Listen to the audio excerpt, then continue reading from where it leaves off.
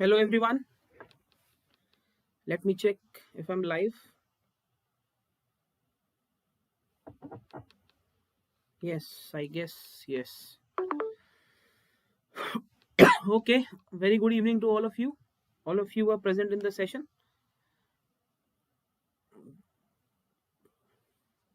Hi everyone.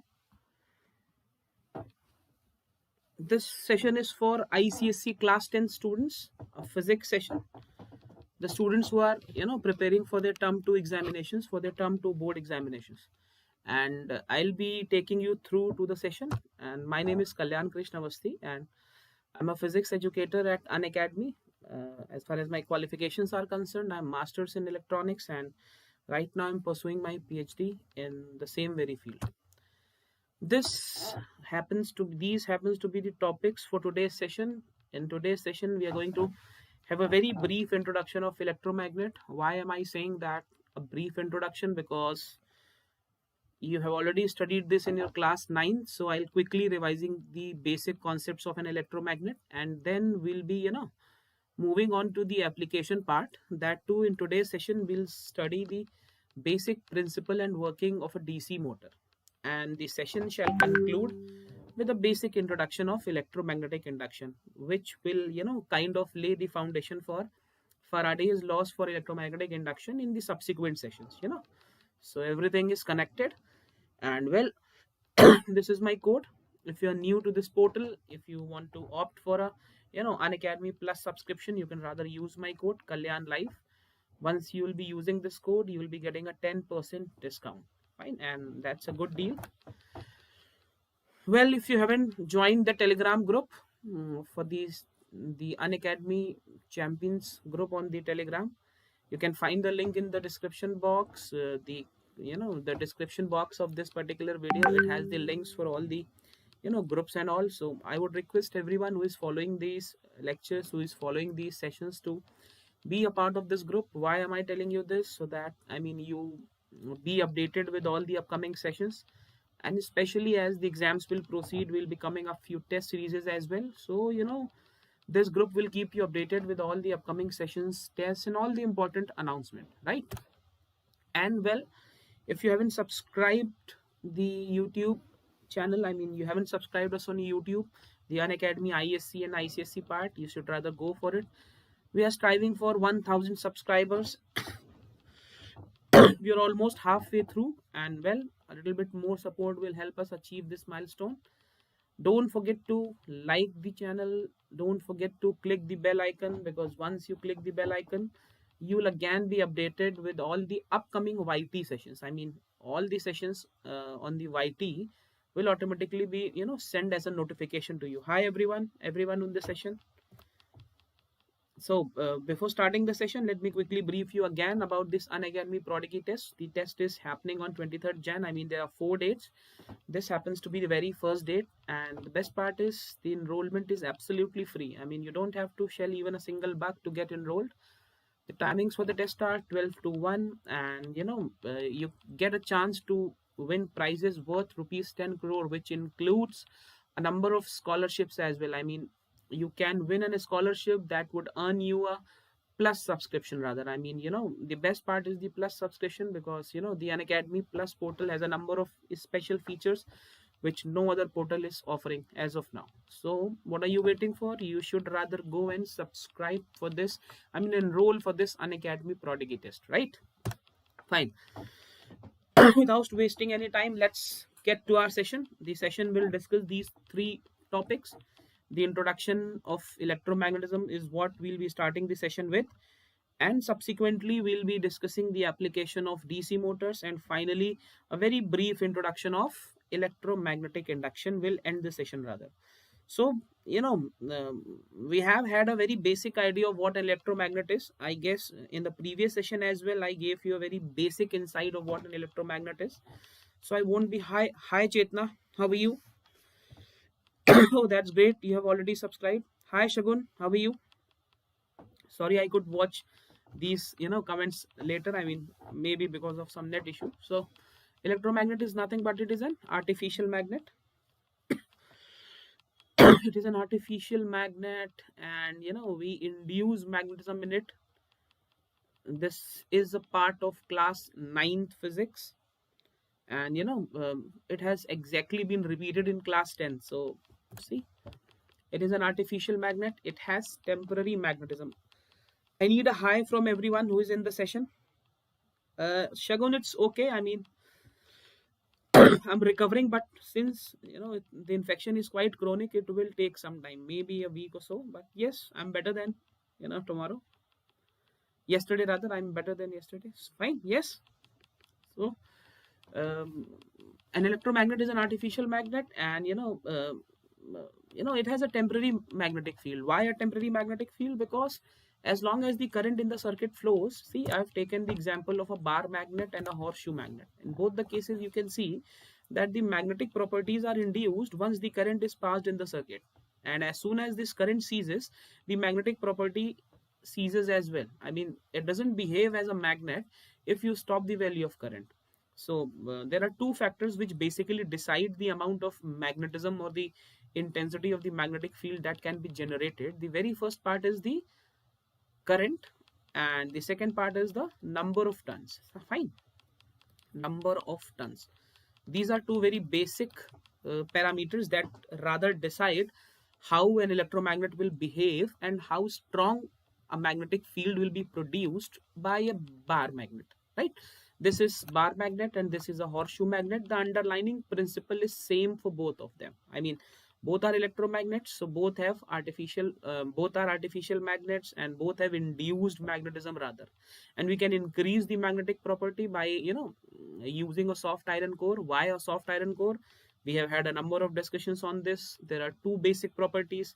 One, a permeability. Second, a retentivity. These are the two basic underlying properties which compel us to use soft iron in electromagnets.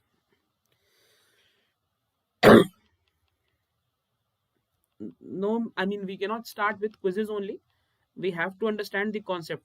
See, the working of DC motor is very important. I mean, it's very, very, very important. So I have to go through the working part. I mean, we cannot start with the quizzes, right? Chetna, we cannot start with the quizzes. I mean, there are certain topics which require more understanding than questions. I mean, we can have the quizzes in the special class. You can attend the special class. In all my special classes, we have 7 to 8, I mean, more than 5 quizzes in every class. So that will do wonders for you, right? I didn't see you in any of the special classes yet. So you should rather start attending the special classes.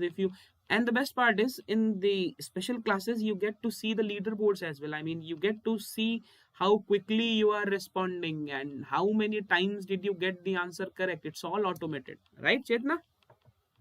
Fine. I mean, I need a hi from everyone who is in the session so that the session can be interactive, because once I'll be starting with the principle of DC motor, it will require a lot of interaction with you guys. I mean, without interaction, it won't be possible for me to,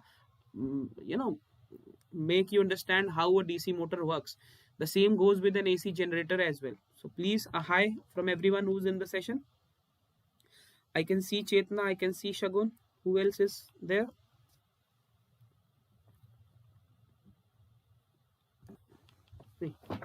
So this is how we do it, and the same goes with a horseshoe magnet as well. The only difference is the wiring part. Hi Astindu, hi, hope you're doing well. I guess this is the first time you're attending a session. I mean, I didn't see you earlier in any of the YT sessions. Hope you're doing well. Yes, Mr. Mukherjee. Okay, fine. So the very basic thing that I always tell my students, the basic difference between the the most distinctive feature is the wiring, the mode of wiring that is done. See, what they have done is they have taken the wire and they have brought the wire from the back side on the other end. I mean, if these are the two ends, right? If these are the two ends, the wire is taken from the front end and it's been wound through back. And why did they? I'm fine, Astendu. I'm fine, Mr. Mukherjee. I'm fine. And why did they do so? I mean, for creating a polarity, you need to have the currents in the different direction. I mean, you cannot have currents in the same direction and at the same time you can generate two polarities. No, that's not possible, right? So what they do is they in order to reverse the direction of the current and in order to ensure that north and the south poles are developed so that the magnetism is induced, they kind of they wound the wire this way. They take the wire from the front end of the first arm, and what they do is they wound it from the back side, and you can clearly see that because of this wiring, separate north and south poles are created, right? And this is the rule I've been telling you a number of times. This happens to be the rule which decides the inception of north and south poles. I mean the direction of the current. You can clearly see that here the direction of the current is clockwise, and here the direction of the current is anti-clockwise, and this is how we get to know when a north and when a south pole is generated, right? So this was about electromagnets, and yes, we have had a quiz on electromagnets as well in the previous session, so there's no need of a quiz. And the very basic part, how can you increase the magnetic field of an electromagnet? Well, for that we have discussed that you can either increase the number of turns in the winding, or rather you can increase the current through the solenoid. In both the cases you'll be getting a stronger magnetic field, right? Yes. Okay, fine. Let me brief you about the new batches that this Unacademy is offering. We are offering 2 batches. The very first is the Mavericks, right? The very first batch is the Mavericks. And the best part is the mode of delivery is English. In Mavericks, the mode of delivery is English, and then they have this Udan batch in which the mode of delivery is Hindi. So in case you're comfortable with English, you should rather go with this Mavericks batch, and in case you're comfortable with Hindi, you should rather opt for this Udan batch. In both the cases, the the Unacademy is offering top educators like they always do. So there's no question about the quality of the teachers, the coverage of the syllabus. Each and everything will be damn good, damn perfect in both the batches. Fine, chalo. Now let's start with the topic of the session, DC motors. Very important topic for your board exams. Very, very important topics. And you have to understand the underlying principle of how a DC motor works. First of all, DC is for direct current. Okay, DC is for direct current.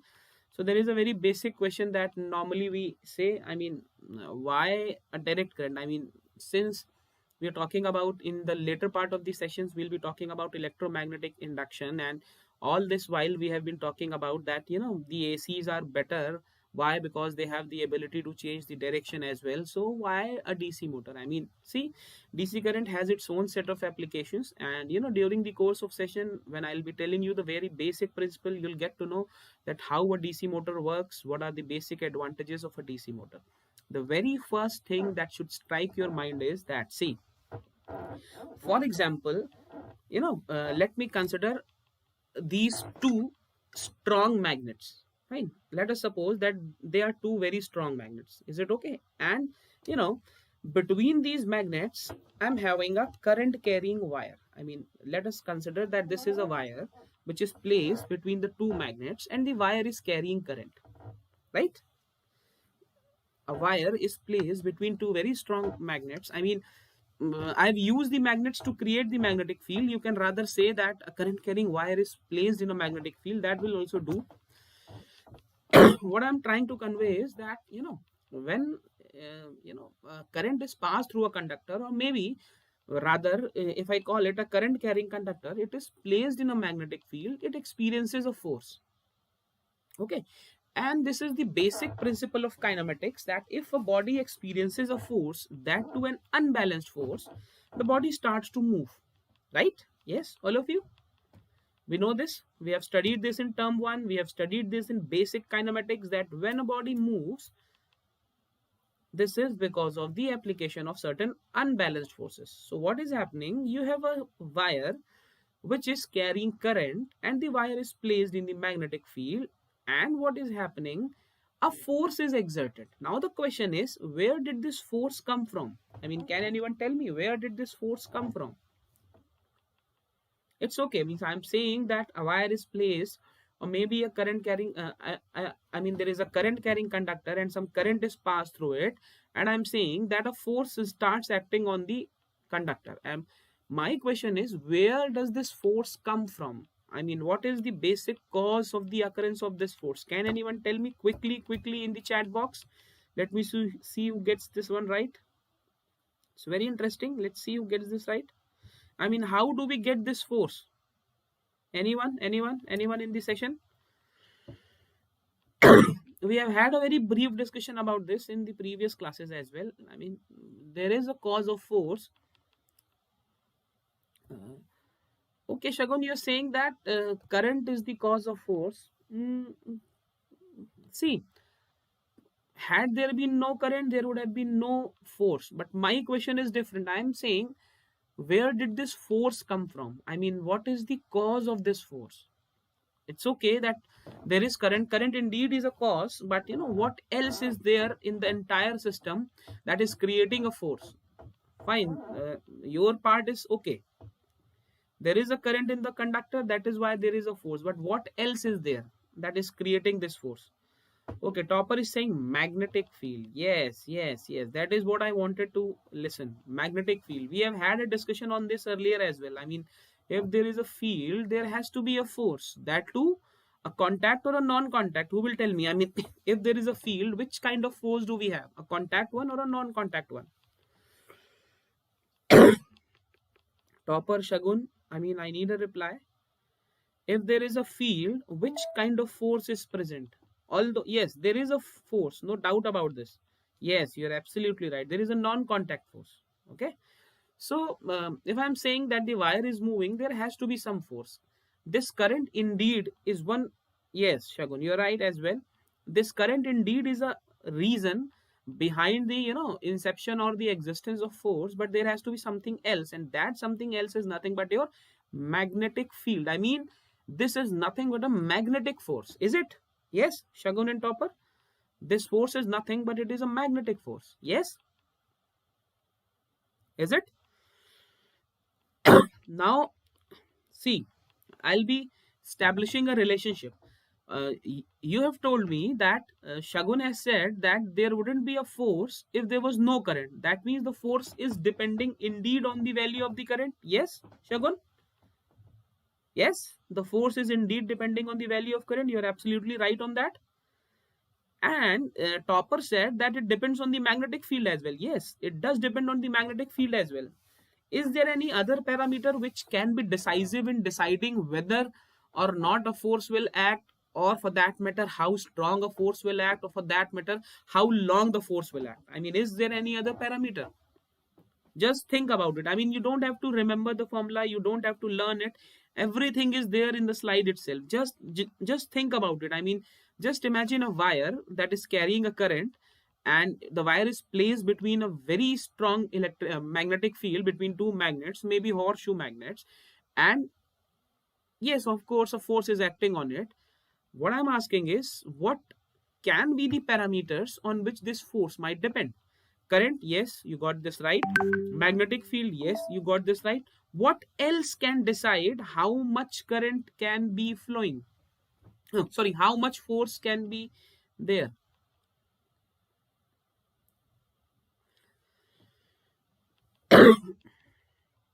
Just think about it. It's very logical and it's very basic thing. I mean, there's nothing new about this.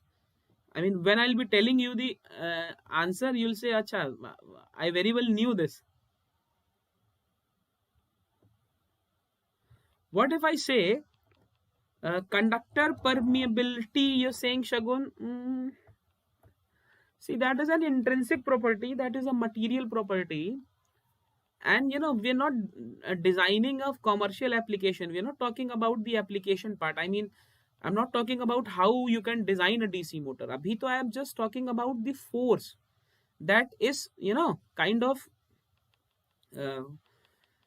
letting the conductor or compelling the conductor to move. That is what we are discussing as of now. See, if I say this was my magnetic field.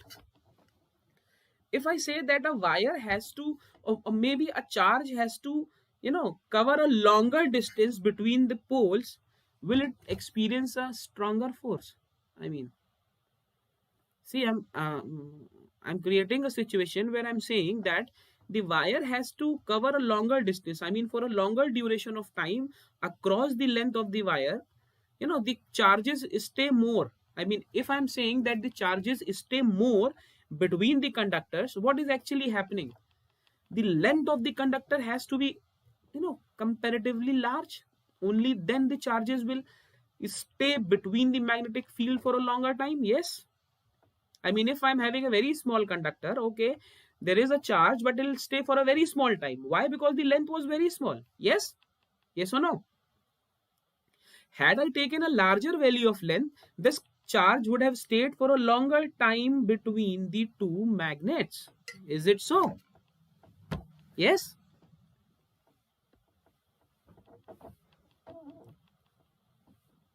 I mean, are you getting my point? What I'm trying to convey is this force depends on L, length of the conductor as well. Okay?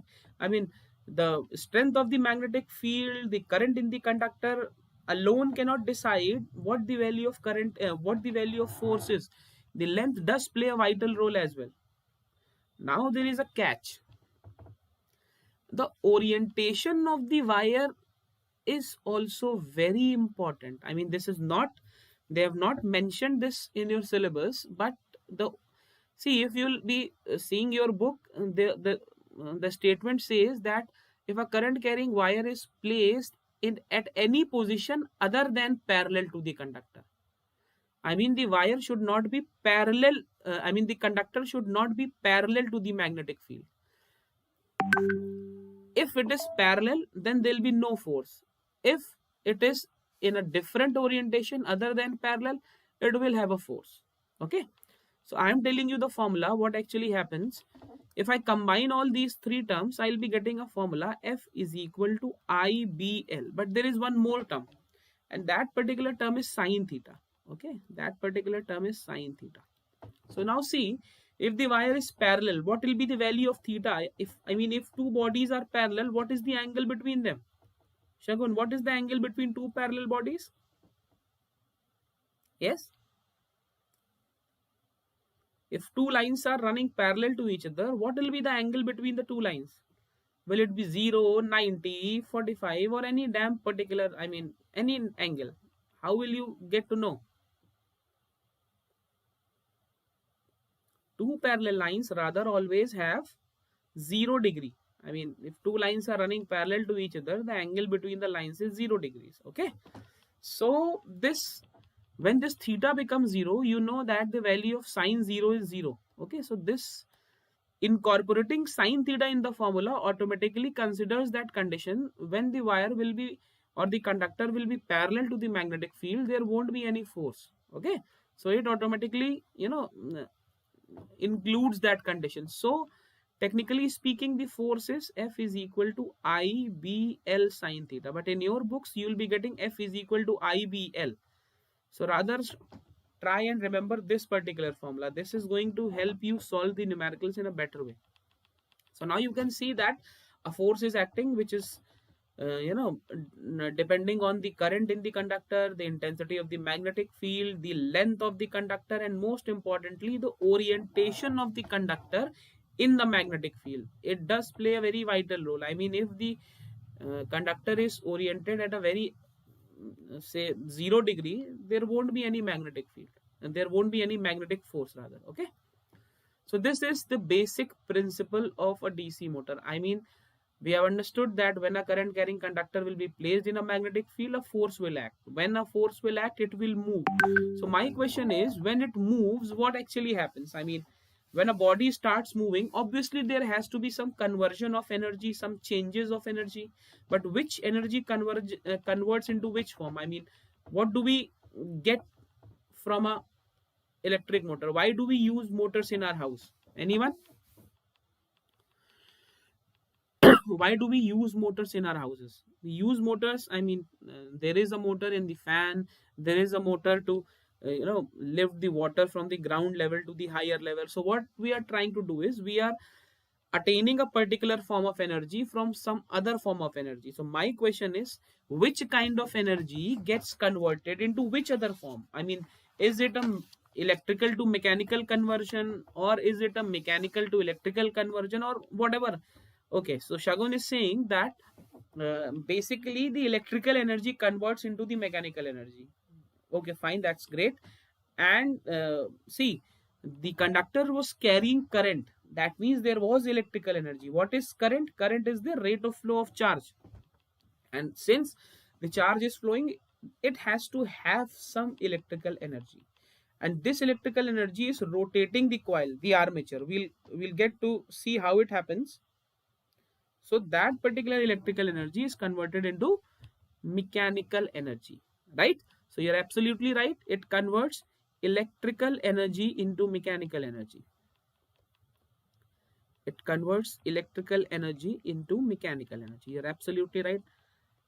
I mean, if you have joined the session late, kindly let me know, so that if you're not able to catch up, I'll just quickly brief it up. But I need to know who has joined the session. I mean, let's. Hi, Krish. Hi. Hi. How are you? You're late. Okay, now see. Um, we are done with the part where we have understood that indeed a force will act on it, which will cause the conductor to move. But the question is, how do we get to find the force acting on the conductor? I mean, if we are able to find the direction of the force, we can easily tell which direction the conductor is going to move, right? I mean, a body moves in a direction in which the force acts on it. Am I right? If I get to know the direction of the force, we'll automatically understand where the conductor will move. So for that, we have Fleming's left hand rule. You know, we have Fleming's left hand rule. It's very easy. The first thing is, if in exams they ask you why is Fleming's left hand rule used, so you will be replying Fleming's left hand rule is used to determine the direction of the force. Okay, and how does it happen? I mean, we have to stretch our thumb, our forefinger, and the middle finger in such a way that all three are perpendicular to each other. Can you see this? I mean, all three are perpendicular to each other. Krish is special class. I mean, I don't.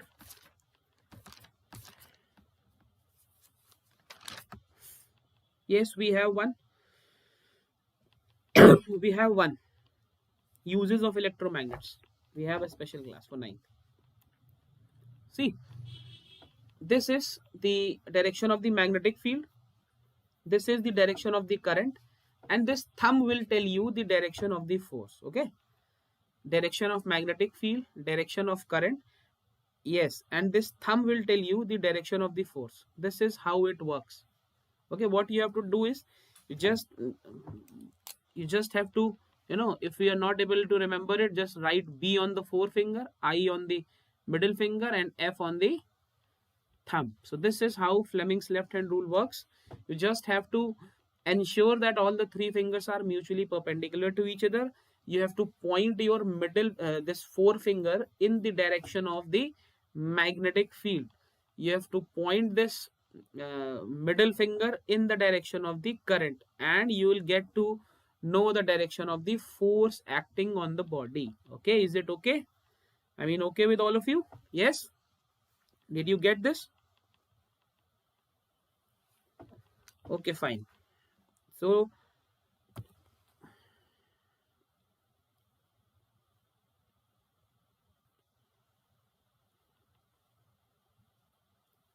I mean, let's see.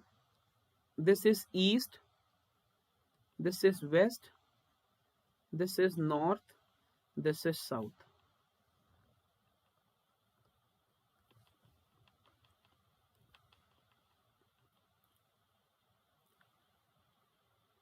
Okay. Who will tell me what will be the direction of force on the conductor? I mean, what will be the direction of the force on the conductor?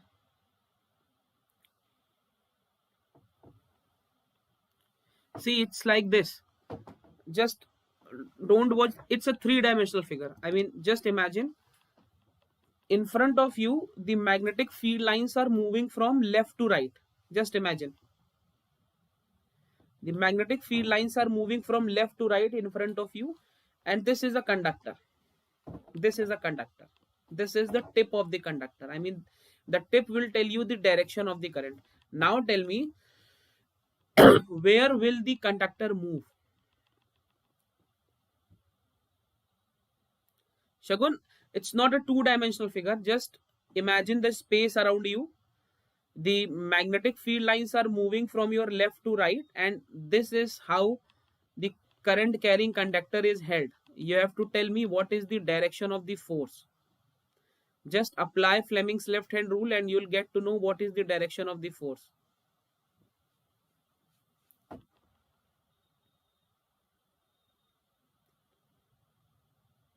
Will it be towards north, towards south? Just check it again and let me know. Or should I tell you? I mean, this is a very important part. If you're not able to get the direction of the force acting on the conductor, you'll never understand the principle of DC motors. It's as important as anything. See,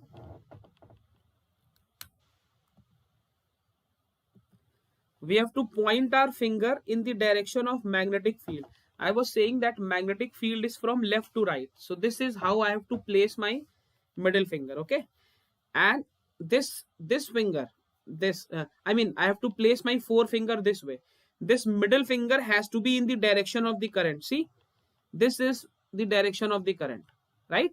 This is the direction of the current. So what is the direction of force? Yes, you're right.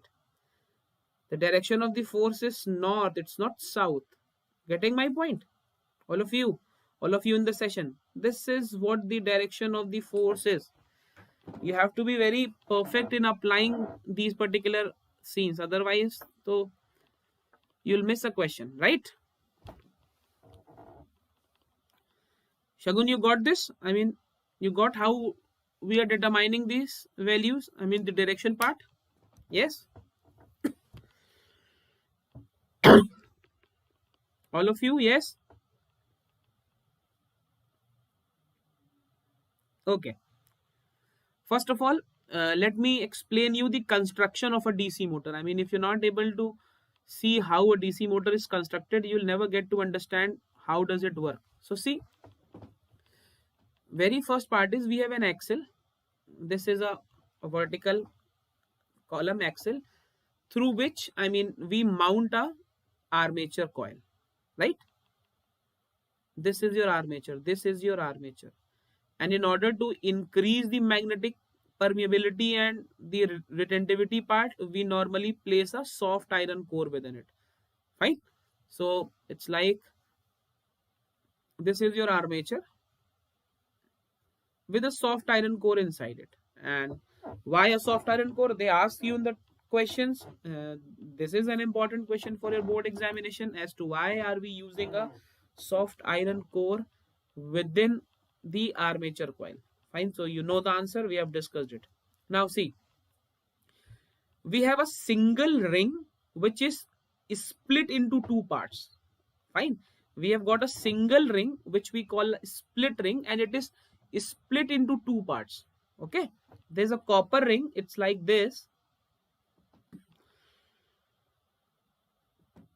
And what we do is we split it into two parts. So once we split it, we get two rings. This and this. Okay. Right. And we call them split rings. What do we call them? We call them split rings. Right. Yes. What happens? This armature coil, this end of the armature coil, it is connected to one of these split rings, and this part is connected to the other split ring. Okay. So this is how the structure is. You have this armature coil, and it is connected to two split rings. And how do we get these split rings? We have got a single copper ring which we have broken into two parts and formed two split rings. Okay. Now since the split rings are attached with the armature, when the armature moves, these split rings also move. This is it's not a commutator, it's commutator. Okay, correct it. It is a commutator. So what actually happens when this armature moves, the split rings also move. And then we have two brushes. There are two brushes B1 and B2, they are carbon brushes and they are fixed. Just try and understand. These carbon brushes are fixed. See, these split rings are movable. They move along with the armature, but the carbon brushes are fixed. So what actually happens when the armature coil moves, these split rings also move along with the coil, and alternatively they come in contact with the brushes B1 and B2.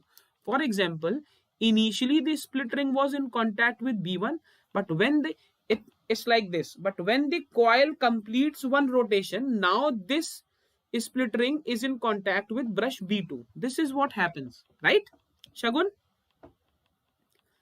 All of you, is it clear? Yes.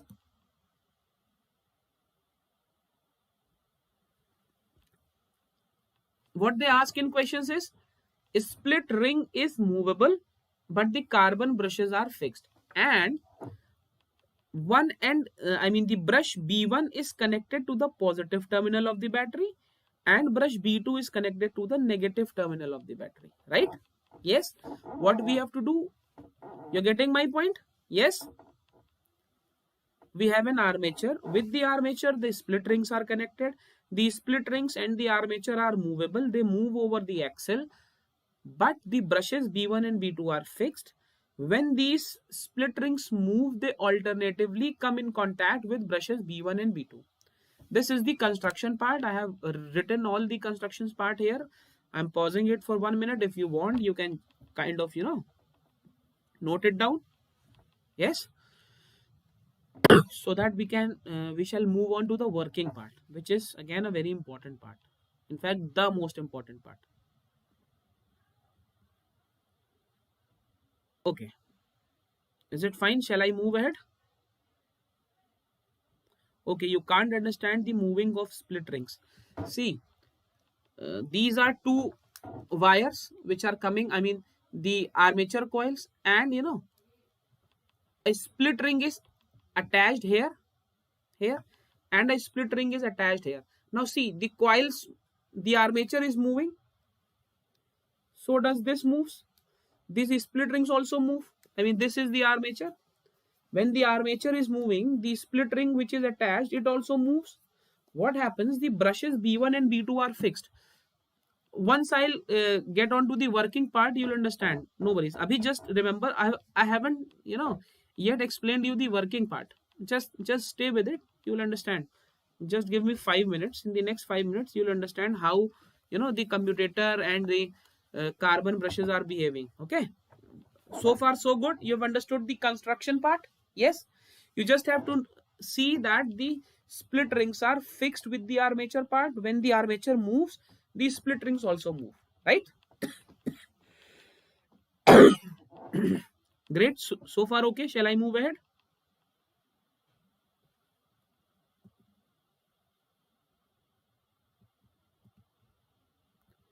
Okay, let's see the working part. Now just concentrate. Just concentrate. See, I'm making the armature.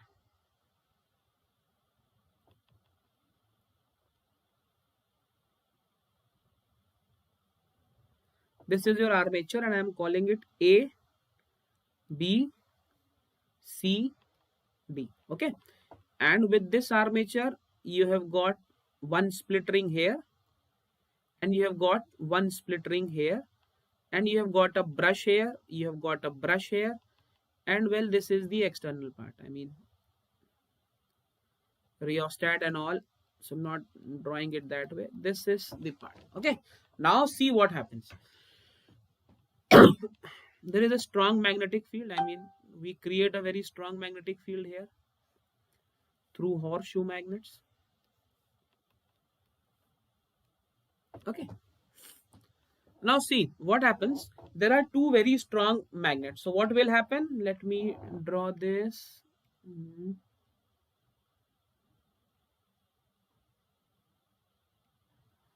There'll be a magnetic field this way. Yes. There'll be a magnetic field. Yes. From north to south, this way there'll be a magnetic field.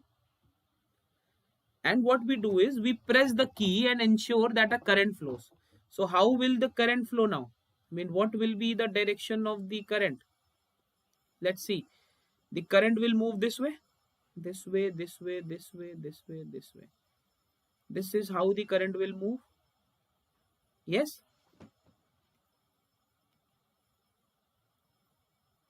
Now just imagine what is the scene. This is the direction of current. Now this, just concentrate on this particular part and this particular part. This is the direction of the current in AB and this is the direction of the current in CD. What will be the direction of the force on AB? Just imagine, this is your armature, this is placed like this. Here I have a strong magnet, here I have a strong magnet. This is the direction of the magnetic field and this is the direction of the current. What will happen?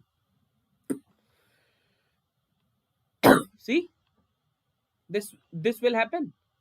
This is B, my forefinger is B, from north pole to south pole. You're getting this point? Just see, this is B, this is I mean this is where the current is flowing. I need an affirmation, Shagun, so that I get to know that you are understanding. It's very conceptual part.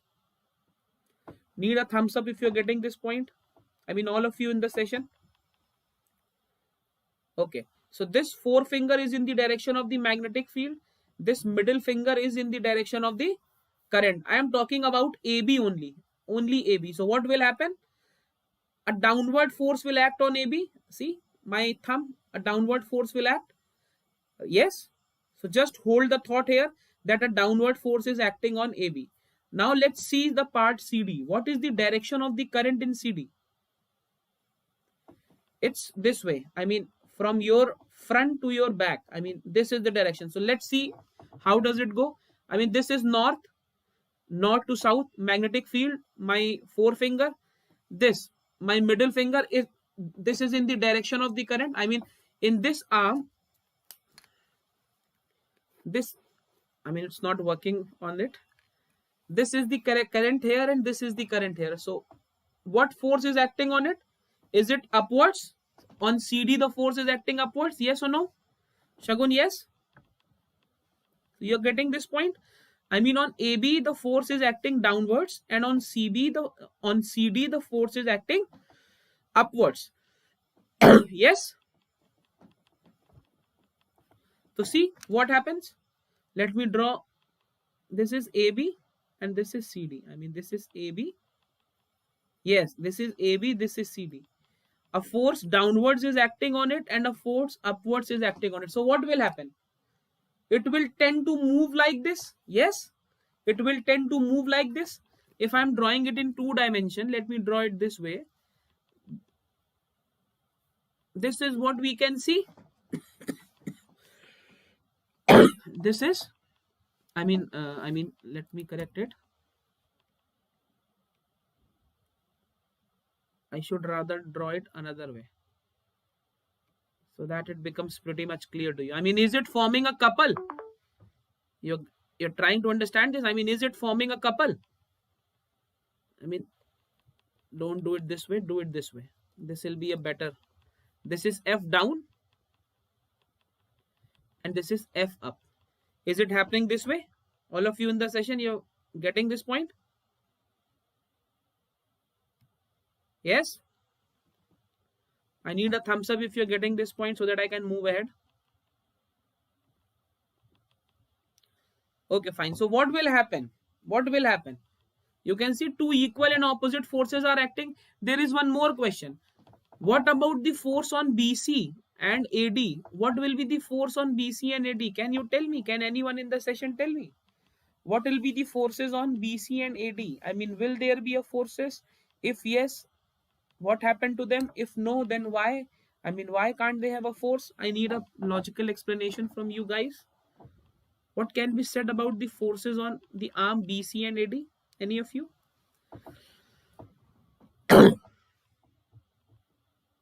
Quickly. Shagun, what will happen on the forces on BC and AD?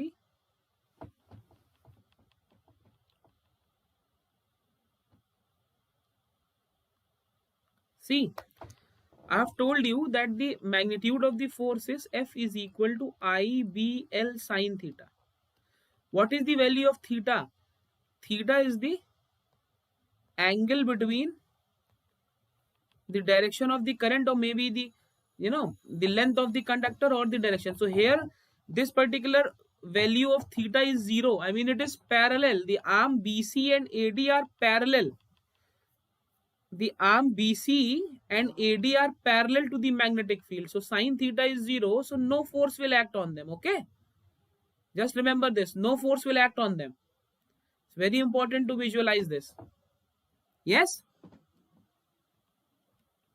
All of you, yes? So two forces act, one on AB and one on CD. And both these forces are equal and opposite. I mean, the sense of the forces is equal and opposite. So they form a couple. Right? We have studied couple. And what does it tend to do? It tends to rotate the armature. I mean, this armature is rotated this way. Now comes the work of the split ring.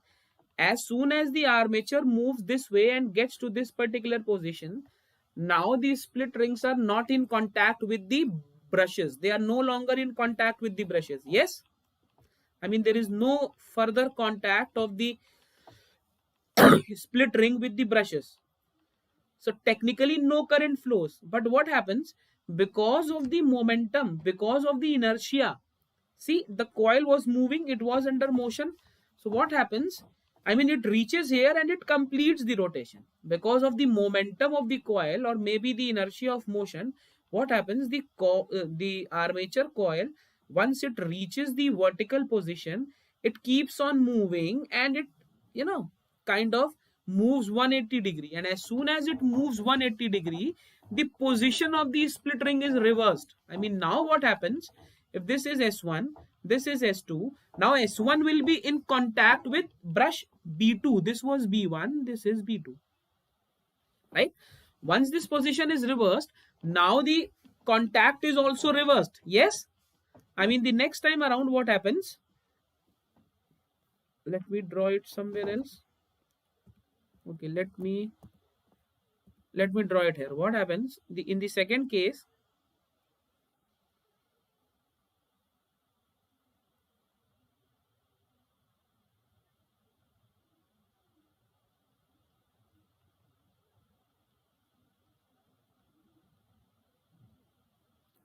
now B1 and B2 are fixed. You cannot change the values or the positions of B1 and B2. What happens? Now S1 is here and S2 is here.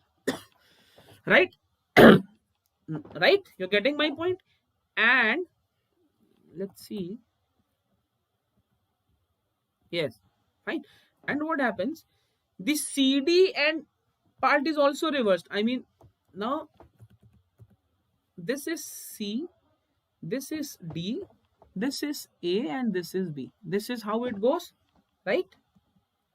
I mean, I have taken A downwards. Okay, yes. This is how it goes. Now see, the positions have also reversed, right? You're getting my point? The positions have reversed. All of you, yes. I need an affirmation so that I can proceed. I mean, it's very logical. You cannot move it that way. You cannot understand it that way. Once the coil has moved, the positions have changed. Now see, the S1 is in contact with B2 and S2 is in contact with B1, right? Yes? And what is the new direction of the current? I mean, now the current is moving this way. This is where the current is moving. So what happens? Again, a couple is formed. The same very phenomena is repeated. I mean, obviously there was a north pole, there was a south pole, there was this direction of the magnetic field, and and the same phenomena is repeated. Again, it experiences a force. Again, a couple is formed, because of which it moves. So see, it started this way. Because of the couple, it moved this way. It again moves, and it keeps on moving. And once it keeps on moving, which kind of energy is generated? It generates a mechanical energy. And where did we get this mechanical energy from? We got this mechanical energy once we pressed the key and allowed the current to flow. Yes? Once we pressed the key and allowed the electric current to flow, what we got the motion of the armature, and the motion of the armature is nothing but mechanical energy. It is kinetic energy, but technically, see, kinetic and potential energies are a part of mechanical energy, so we rather call it mechanical energy, right? Yes. Is it clear to everyone, the working part? It's very important. And there is a process for controlling the speed as well. So this has been reflected here. I will be going on this, but first let me brief you about the best features of Unacademy. The very first is that you get to learn from the comfort of your home. I mean, it's a great feature, and you have got unlimited access to all the courses. I mean, all the courses can be accessed any number of times. You get to learn from the top educators, and they have a regular doubt clearing session. I mean, every fourth class or every fourth session is a doubt clearing session. And in case you wish to subscribe, don't forget to use my code. This is my code, Kalyan Live. You can use this code to get the subscription. And obviously the courses are exhaustively covered. I mean, the entire syllabus is covered. The courses are designed in a manner to cater to all the courses, and the best part is, in the crash courses that we are offering nowadays, we ensure that all the previous year board questions from a particular chapter are solved. I mean, you get the solutions of all the previous year board questions. These questions are discussed, which help you to prepare well for your exams. I mean, ultimately marks is what you want, right? So that is the best part. They have this mentorship and guidance facility as well. And all the study material, it is provided in the PDF form. Once the sessions are over, you can download those study materials. I mean, the slides you can download, right? And the slides contain the information in the bullet forms. I mean, all the important topics are mentioned in the slide. Once you download the slide, you get the bullet forms. You can revise those points, those notes at the 11th hour. I mean, when you're going to appear for your exams, the last time revision, the final revision that most of us do, and that's important as well. So you can, take the printouts of these slides. You have seen the slides. I mean, in YT sessions also, see, the slides are self-explanatory. I mean, everything is written in bullet form. So, it adds value to your preparation. It gives you a last minute boost. Right? So this is the best part. And well, you have these practice test sessions as well. You get to practice questions that are asked in your board examinations. They have live test series as well. Batch courses. I mean, they have separate batches. You can call your friends as well. You can ask them to join. You can ask them to take subscription, and you can form a batch. That is the best part. And see the pricing. I mean, that is the catch. The pricing is very, very, very good. If you're opting for a 6-month subscription, the per month amount would be 1,500. That's very competitive. And the best part is, as soon as you are moving ahead, I mean, you're opting for a longer duration, maybe for that matter, 18 months, 24 months, 36 months, 42 months. With every subsequent increase in the tenure that you're opting for, the pricing gets reduced. I mean, just see the pricing. For a 48-month subscription, it roughly costs you rupees 750 per month. That too, if you'll be using this particular code, Kalyan Live, you'll be getting a 10% discount. I mean, you cannot ask for anything more than that. I mean, 10% on the pricing like 750 is the deal to go for. Okay. So you should go for it. And yes, use this code Kalyan Live. Once you use this code during the subscription part, you'll be getting additional benefits as well. That additional benefit accounts for your 10% discount. These are the details of my special classes. I mean, for all class 10 students, these are the details. We are having a class, I mean, on 22nd, I mean, tomorrow I'm having a class where I'll be discussing right hand thumb rule and field due to coil. If you're not sure, you're apprehensive regarding taking the subscription or not, just attend these special classes, right? Just attend these special classes and you'll get to know the quality. I mean, what quality they are offering. And you have to use this code Kalyan Live, right? This is the code Kalyan Live. You can use this code and you can attend any of my special classes. Just take a snap of this particular slide so that you have a duration of, the subsequent lectures that will be taking place. You can use this code, right? Kalyan Live is the code. I hope you've taken the snap of this. See, on 31st of Jan, we'll be reviewing the entire current, electricity and magnetism. I mean, you'll get to solve a number of questions. So the basic features with the free special classes are, you get to participate in a number of polls. I mean, polls are very good for you. It creates a level of competition, and at the same time, you get to know what is your standing in a particular batch. I mean, there is a provision. I mean, we do have quizzes, frequent quizzes, that adds value to your preparation and to the session as well.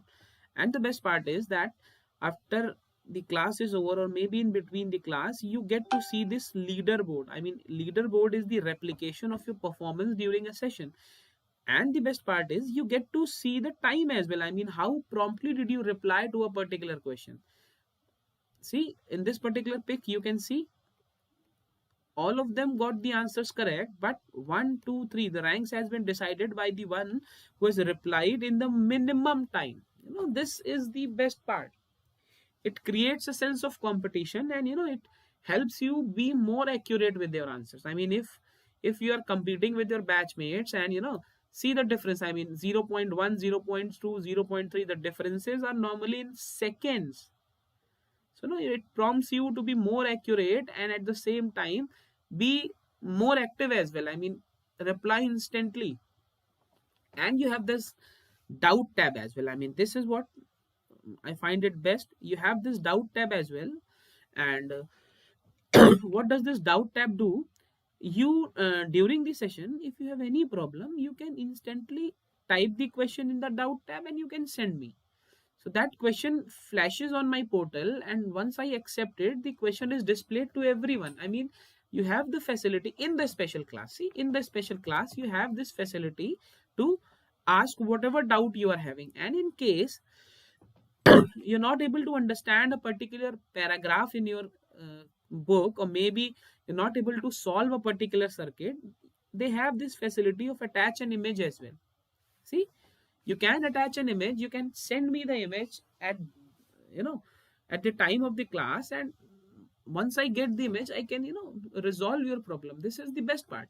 I mean, you cannot have a better option than that, right? But you don't have this raise a hand option. For that, see, just attend a special class and just see what all they are offering for the plus courses, and in case you find it okay, go for the plus courses, right? If you wish to watch my special class, this is what you have to do. Is you have to download the Unacademy learner app. You have to get started. You have to enter your mobile number here. You have to create an account by writing your name, right? You have to select your category, and I hope, since you must be in K-12 category, class 6 to 12, so you have to click on this particular part and then you have to select your class. I mean, it might be ICSE 9th or ICSE 10th, right? This is what we are having. I mean, if you're watching this video, you might be in class 9th or 10th, so you can select it that way. And mode of language, I mean, if you're comfortable with English, see, I've told you earlier also, there are two batches. One is Mavericks, which is for English, and then we have Udan, which is for Hindi. So if you're comfortable with English and if you wish to enroll in the Mavericks batch, select the English here, right? Okay, let's quickly tell you what electromagnetic induction is, and I hope to see a lot of you in these special classes as well. I mean, whatever classes you have missed, they are there on the portal. You can go there and see. You can unlock the classes by using my code. I mean, Kalyan Live, this is my code. Okay, if you wish to watch any class, just use my code Kalyan Live. The classes will automatically be unlocked. Okay, yes, so don't worry about this. I would request all of you who are watching this particular session, just go and watch few of the classes. You'll get to know the best part of it, and you have that notify me option as well. I mean, you'll be notified 10 minutes before the class begins. I mean, see, you'll be getting a notification, you'll be getting an alert that the classes have commenced. So you can go it that way, right? Don't forget to use this code Kalyan Live. This is my code. Once you will be using this code, the classes will be unlocked. Okay? Yes? Fine. Electromagnetic induction. See, induction means a body is not having a property, but the property is induced. Okay? So what happens in electromagnetic induction? The magnetic properties are induced. Okay? See, we have seen that a current carrying conductor can produce a magnetic field. So the reverse might be possible, and this was conducted by, this was thought by Faraday, and he conducted a lot of experiments.